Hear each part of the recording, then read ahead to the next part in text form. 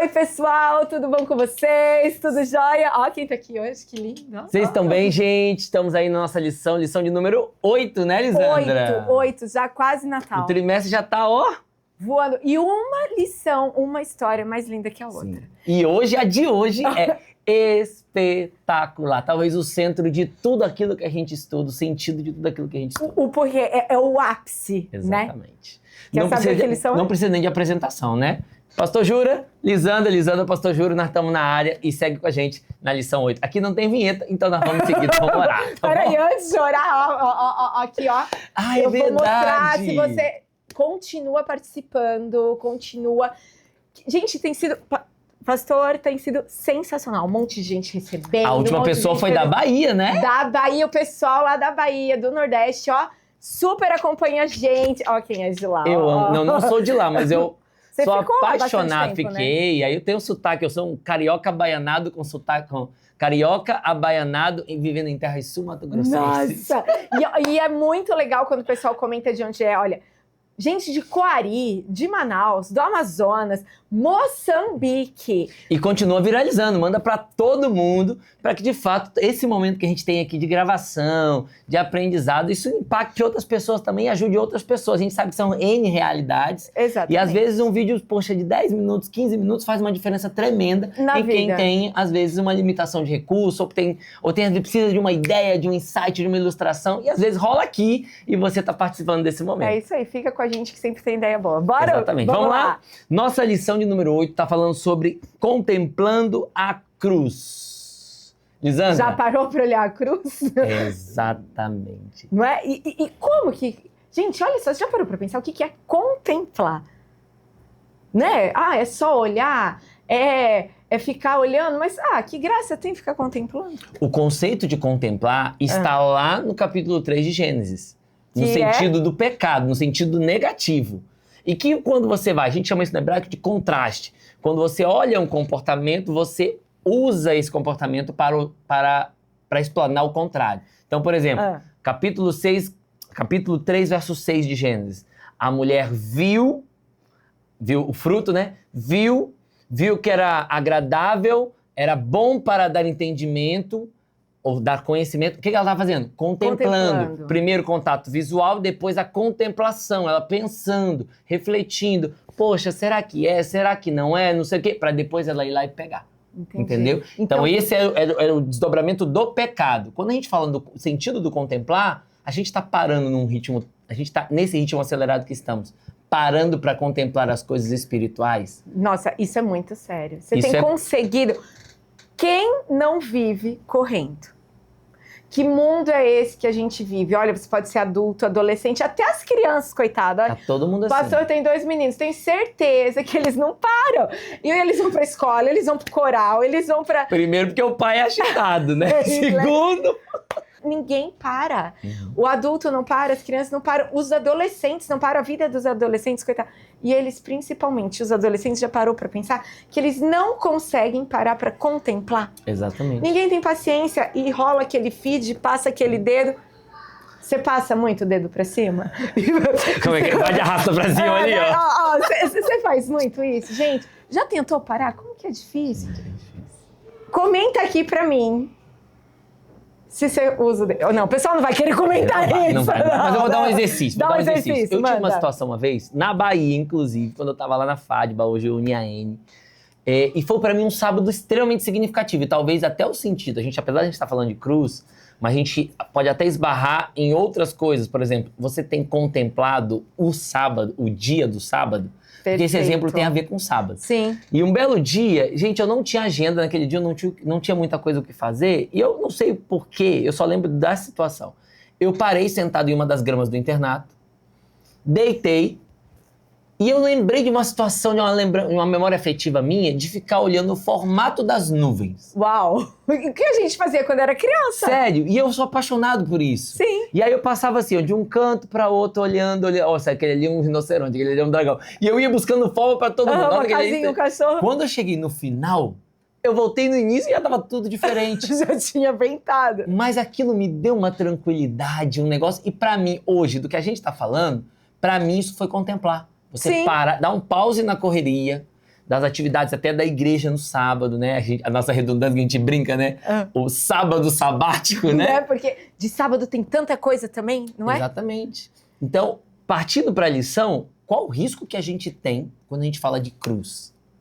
Não é? A gente conhecer o objeto, mas ele não ter um significado pessoal pra gente. Gente, isso é muito sério. Isso é perigoso. Saber o que é a cruz e ela não significar nada na nossa vida. Exatamente. E a cruz, ela existe, igual o pastor falou no começo, é o sentido total. E qual é o sentido da cruz na nossa vida? Cara, ela é o centro... Na verdade, ela é o centro do cristianismo. Então, todas as religiões que estão sob o guarda-chuva do cristianismo, ela é o centro. Certo. Certo? Apesar das divergências teológicas. Mas, quando você tira a cruz do centro, perde o sentido. E isso aconteceu na Bíblia. Se não me engano, foi aos Colossenses, se não me engano, Paulo estava enfrentando um problema na igreja de Colosso. Porque quando ele começa a seguir as suas viagens, ele começa a ouvir o que estava acontecendo lá, as pessoas estavam começando a propagar, a misturar o evangelho com outras coisas, eles chamam de judaizantes. É um judaísmo místico. Então mistura astrologia, astronomia, vai fazendo uma salada de frutos. Tanto e vira ali um cristianismo. Para você entender, claro, um exemplo claro disso. Uma das coisas que estava sendo lá é a ênfase de Paulo nessa carta. O centro sempre é Cristo. Por isso que ele sempre contrasta em Cristo, por Cristo. Porque Cristo tem que ser o principal. E naquela época... E o seu sacrifício. Sim. Certo? E naquela época, por exemplo, um dos discursos eram existe um intermediador entre Deus e o homem, que são os anjos. Você tirou o centro, o sentido de tudo. Cristo, sim. Perdeu tudo. Acabou. Entendeu? Não perde uma cruz. Perde tudo. Perde o sentido. Perde o propósito. Isso é muito sério. Com a confusão que a gente vive, é muito fácil tirar a cruz, tirar Cristo do centro de ser o principal na nossa vida. Com a velocidade, com a superficialidade e com a falta de interesse, é o combo perfeito para você tirar qualquer coisa de cena e ela perder o propósito. Isso é muito sério. Gente, pensa um pouco. Em que lugar você está pondo Cristo na sua vida? E como que a gente vai resgatar Cristo no lugar que ele merece, no lugar que ele deve ter na nossa vida? Sim. Não é como Acho que o primeiro caminho, que a gente já falou, deu esse spoiler agora, né? Já foi. Contemplação. A contemplação. Você precisa ter tempo. A gente fala muito de relacionamento, de conhecer a Cristo, de caminhar com Ele, mas isso cai de cabeça, assim, ó, na contemplação. Não é ler o texto, sim, mas é o que o texto fala comigo. Exato, é parar, pensar, ler de novo. Às vezes, você nem precisa ler uns 10 capítulos num dia, mas que o que você lê tem que fazer sentido na tua vida. A gente chama, vou falar bem a grosso modo, a gente chama isso de teologia aplicada. O texto, ele tem um contexto, um cenário, um propósito para quem foi escrito. Certo. Mas ele tem uma validade para mim hoje. Então, como ele se aplica à minha vida? Sim. Então, vou dar um exemplo. Hoje de manhã eu preguei sobre a mulher samaritana. O que eu tenho de semelhante com a mulher samaritana? Ela tinha vários maridos que não eram seus, precisava de um recomeço, e Jesus chega com graça, não graça de riso, mas graça no sentido de amor e acolher. Um amor que ela não merecia, sim, mas ele recebe. Fala assim, cadê? Chama lá teu marido. Não, eu não tenho marido. Você falou certo, porque nem o marido que você tem se relacionando é seu. Então assim, cara, Jesus estava dando a oportunidade para ela de recomeçar. Se você soubesse quem sou eu... me arrepia. Gente, quem não precisa começar de novo? Todo dia. Todo dia. É a coisa mais maravilhosa a gente saber que Deus permite que a gente comece de novo. Nós não acreditamos nem na predestinação e nem uma vez salvo para sempre. Não. E quem é que não precisa dessa graça? Sim. Do amor, do acolhimento. E como que eu vou receber isso na minha vida? Tá lá, mas eu só vou receber se eu parar, se eu contemplar, se eu olhar, se eu passar efetivamente... Eu acho que eu vou dar até um desafio pra ele. Outro desafio, né? Porque eu só sou o cara dos desafios. Depois eu vou mandar pro Nicolas e vamos fazer assim, ó. Eu vou mandar os eventos da última semana de Jesus. Perfeito. Aí vou vai botar ficar na aqui, descrição ou no comentário, tá? Vai estar em algum lugar aí. Mas pra você fazer na lição dessa semana, ou quando você assistir o nosso vídeo, você começar a ler os relatos, vai estar fora de ordem, óbvio, né? Porque vai estar em um evangelho e outro. mas você percorrer a última semana, os 7 últimos dias de Jesus na Terra, Perfeito. no caminho para a cruz. Perfeito. Para você ter essa experiência de contemplar, de saber o que de fato aconteceu, da onde para onde foi. Gente, vai ser muito legal. E quando a gente lê, porque a gente já vem numa sequência Sim. de coisas pesadas, de assim... quando eu leio, assim, além de ver tudo que Jesus sofreu, a gente fica pensando assim, nada mudou.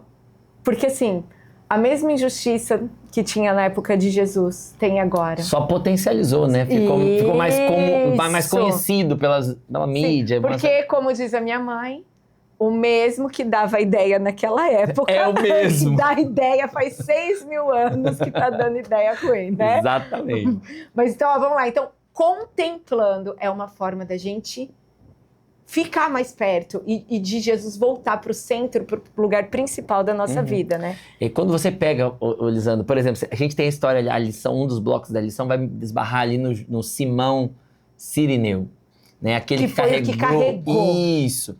Tipo assim, ele era de uma classe, ou de uma tribo, ou de uma nação, que em tese aceitava Jesus como Salvador, mas ele não estava crente disso. E ele vivenciou isso. E, gente, como que Deus é incrível. Que naquele momento ele deu oportunidade para o Simão. Sim. O que é que se aplica da história de Simão pra gente? Não é? O que é que se aplica pra gente? E um outro detalhe que a lição comentou, que foram os ladrões. Um se perdeu, mas o outro a gente encontrou tá aqui, salvação. Exatamente, a gente está aqui junto. Né? O Jesus é o mesmo para todo mundo. Mas... cada um tem que fazer a sua escolha. Vinde a mim aqueles que estão cansados e sobrecarregados e eu vos aliviarei. Não é de arrepiar? E sabe o que eu acho incrível? Ele sabe que você precisa. Ele sabe que você... Tia, eu sou adolescente. Adolescente tem problema. Todo mundo tem. Quem não tem, né? E assim, todo mundo tem desafio. Sim. E vem, eu pego o meu fardo, é leve, eu ajudo você a levar o seu.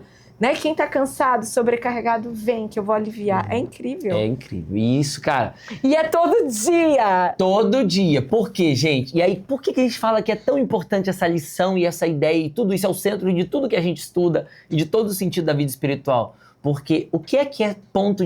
O povo sempre fala, né? O que é ponto de salvação? Sim, o que é importante? Olhar para o sacrifício de Jesus. E aceitar Jesus. Como pessoal, por você. Foi por mim, foi pelo meu pecado, foi pelo meu erro. Isso é salvação. Amém. O batismo, claro, ele é necessário porque eu tenho tempo de declarar isso e é a minha decisão que transforma a vida de outros. O Espírito usa a minha experiência para isso e o batismo precisa acontecer também. Mas a salvação às vezes acontece em circunstâncias que o batismo não é possível, num leito de hospital, num estágio terminal, em acidentes, sei. Se você, por exemplo, talvez não dê tempo de batizar, mas conheceu Jesus, viu Jesus, sentiu o amor dele, aceite Jesus. Declare isso, eu aceito Jesus como meu Salvador. Eu quero Jesus como meu Salvador. Declara aqui, coloca. Bota aí. Eu aceito, eu quero. Manda um joia. Declara, eu aceito você. Eu também aceito. Oxi, minhas lutas todos os dias, às vezes é sono, às vezes é cansaço. Eu sei que você passa, porque a gente também é humano. Sim. Então, amigo, nós capota, mas não breca. Então, vamos colar nessa. Vamos parar um pouquinho, desacelera, pé no freio, vai manobrando ali, segurando um pouco, mas, gente, não deixa. Não perde de vista aquilo que é o principal de toda a caminhada espiritual, o centro da nossa religião, o centro do cristianismo é a cruz. O centro de tudo. É antes do brinco, é antes do cigarro, é antes de qualquer tudo. coisa. É Jesus Cristo, o seu Salvador, na sua vida. E as mudanças, elas vão acontecer. Porque quando você olha e fala assim, nossa, ele fez isso por mim, o que eu posso fazer para retribuir isso? Né? Amigo, você larga qualquer coisa quando de fato você entende o que é ser amado. E como isso está representado ali na cruz. Perfeito. Eu acho que a gente já pode terminar por aqui. Eu acho. Tá? Que a cruz, que Jesus realize uma transformação nas nossas vidas. E que a gente permita que ele faça isso. Eu vou te dar uma sugestão de música para você ouvir, tá bom? Novo Tom, o pior do homem e o melhor de Deus. O pior do homem e o melhor de Deus. Vai falar sobre a experiência da cruz. Amigo, não era só uma madeira, não era só um amontoado de coisas, não era só mais um mais um método cruel que estava acontecendo, mas era o Deus que largou o céu para vir como sacrifício vivo, prefigurado desde o Antigo Testamento, para mostrar assim, você é importante para mim. Nossa, não tem mais o que falar. É de arrepiar. É Deus linda. seja louvado. Então, Amém. amigo, Vamos orar. corta, vamos para frente, tá bom? Vamos orar. Pai amado, nos ajuda, nos abençoa e nos ajude a estarmos cada vez mais pertinho de Ti. E que ao olharmos para a cruz, possamos ver nas pessoas, possamos ver em qualquer uma pessoa que é carente deste ser que é Jesus, que morreu e foi capaz de dar a vida por cada um de nós. Amém. Não permita que a gente perca de vista aquilo que é o principal na nossa vida, que é o sacrifício de Jesus por nós. Abençoe os nossos meninos e meninas, nossos líderes, cada um que for assistir esse vídeo, e que o Teu Santo Espírito vá adiante. Nós pedimos isso em nome de Jesus. Amém. Amém. Tchau, gente. Tchau, até a próxima.